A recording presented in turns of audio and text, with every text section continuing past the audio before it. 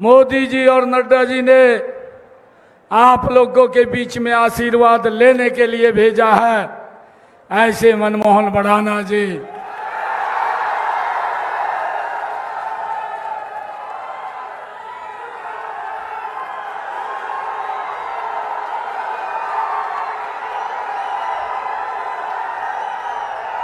हमारे बीच में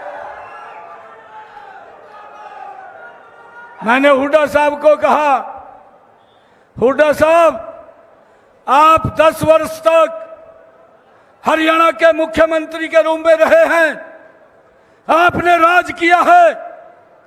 मोदी जी ने गरीब परिवार के बेटे को हरियाणा की सेवा करने के लिए भेजा है। मेरे 56 दिन, आपके 10 साल, आप काम का मिलान कर लीजिए। ये गरीब परिवार के बेटे के 56 दिन 10 साल के ऊपर भारी पड़ेंगे। इस गति से काम किया है भाई, एक मिशन मोड में काम किया है। हिसाब मांगता हुआ घूम रहा है। हुड्डा साहब हिसाब मांग रहे हैं। मैंने उनसे कुछ क्वेश्चन पूछे। मैं कहा हुड्डा साहब एक तरफा तो नहीं चलता, आप भी 10 वर्ष मुख्यमंत्री रहे हैं, मेरे ये क्वेश्चन है, इनका जवाब दे दीजिए। 4 महीने हो गए, आज तक जबान नहीं खुली।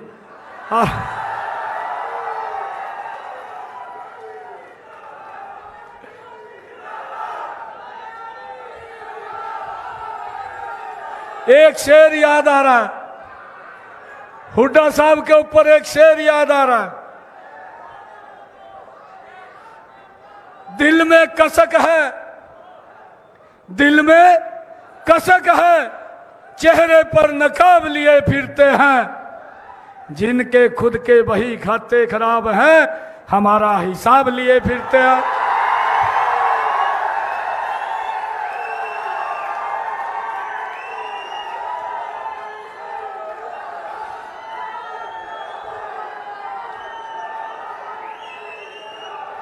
भाइयों, हमने अपना संकल्प पत्र उतारा है। संकल्प पत्र आदरणीय नड्डा जी ने भाइयों प्रदेश के लिए भेजा है और यह संकल्प पत्र हमने तैयार किया हरियाणा के 1,37,560 लोगों के। उसमें बहुमूल्य सुझाव आए।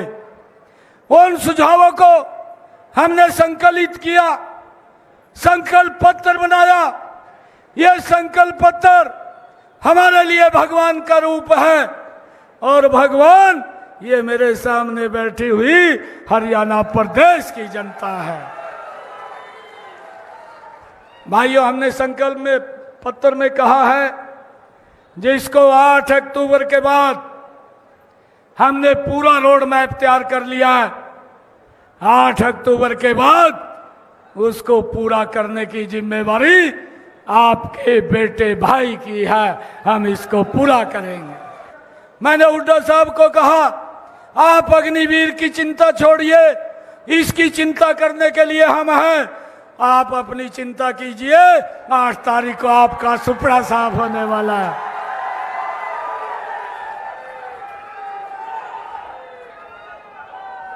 भाइयों, हमने ये भी संकल्प पत्र में कहा है हर जिला के ऊपर एक ओलंपिक खेल नर्सरी बनाने का काम भी हमारी सरकार करेगी। भाइयों, ये भी हमने संकल्प पत्र में कहा है। अभी हमारे मनमोहन बढ़ाना जी बात कर रहे थे, यहाँ खेल स्टेडियम होना चाहिए, अंतर्राष्ट्रीय सुविधाओं से सुसज्जित ये खेल नर्सरी होगी। भाइयों, जिसके अंदर हमारे युवाओं को यहाँ एक अच्छा प्लेटफार्म मिलेगा। भाइयों, हमने ये भी निर्णय किया है जिन लोगों की इनकम 1,80,000 रुपए से कम है, ऐसे सब परिवारों की छतों के ऊपर 2 किलोवाट का सोलर पैनल लगना है। 8 अक्टूबर के बाद और गति से लगेगा। और हुड्डा साहब बोल रहे हैं, हुड्डा साहब कह रहे हैं ये घोषणाएं कर रहा है। मैंने हुड्डा साहब को कहा ये तो ट्रेलर है, ये तो ट्रेलर है। 8 तारीख के बाद आपको पूरी फिल्म दिखाने का काम ये हरियाणा के लोग करेंगे।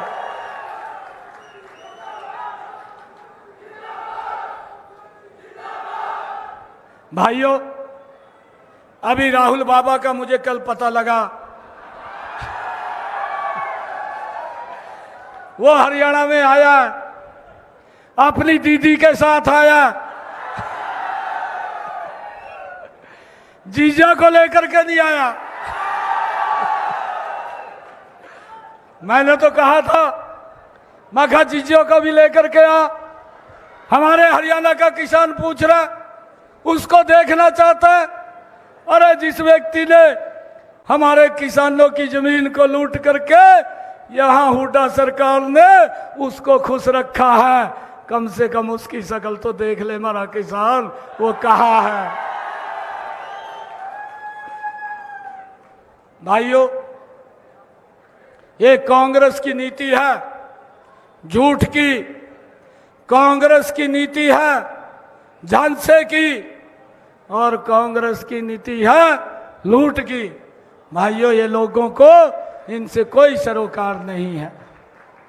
मैंने राहुल बाबा को कहा, भाई आप पर्यटन के ऊपर हरियाणा में घूमने के लिए आए हैं, हमने अच्छा यहाँ पर सड़कें बनाई हैं, हरियाणा का अच्छा विकास किया है, आप घूम करके जाइए।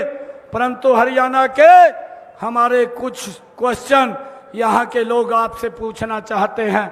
हुड्डा साहब ने तो बताए नहीं, शायद आप बता दें। आप में कोई मानवता हो तो आप बताने का काम करें। जाने से पहले ऐसे मत यहाँ से जाए, कुछ ना कुछ तो बोल करके जाएं।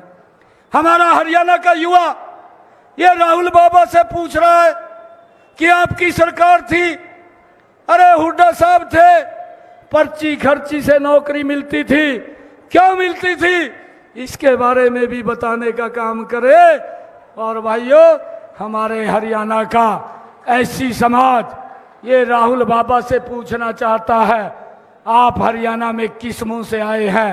आपने अमेरिका में जाकर के आरक्षण को समाप्त करने के लिए कहा है, इसके ऊपर भी कुछ बताने का काम करें। भाइयों, हमारे हरियाणा के किसान ये राहुल बाबा से पूछना चाहते हैं, आप दामाद को क्यों लेकर के नहीं आए? उसको भी लेकर के आना चाहिए था, जो मेरे किसानों की जमीन लूट करके उसको देने का काम किया है, उसके ऊपर भी कुछ बोलने का काम करें। भाइयों, हमारी महिलाएं ये राहुल बाबा से पूछ रही हैं, ये पूछ रही हैं कि हिमाचल हमारा पड़ोसी राज्य है, वहां पर वायदा किया था महिलाओं के साथ 1500 रुपए देंगे, 300 यूनिट बिजली के फ्री देंगे। ये झूठ का वायदा किया था। 2 साल सरकार को हो गए हैं, ना तो किसी महिला को 5 पैसा भेजा, ना किसी भी 1 यूनिट को फ्री किया।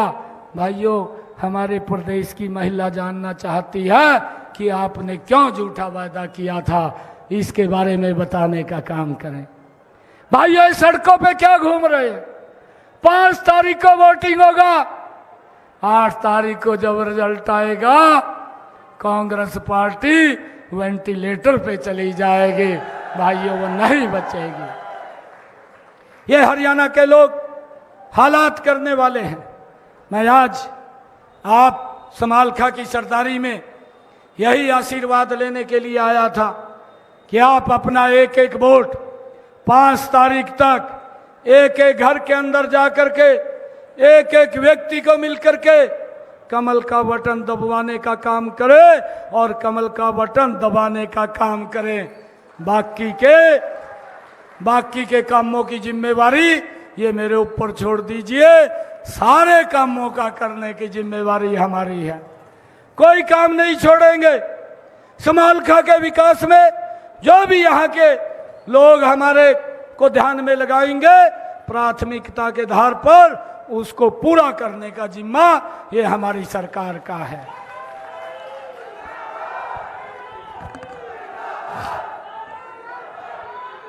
भाइयों, एक निमंत्रण देता हूं आपको। ये समालखा की सरदारी बैठी है, 8 तारीख को आप सबने कमल का फूल लेकर के चंडीगढ़ में आना है। सीएम हाउस में मैं आप सबका स्वागत करूंगा, आप वहां पर आएंगे।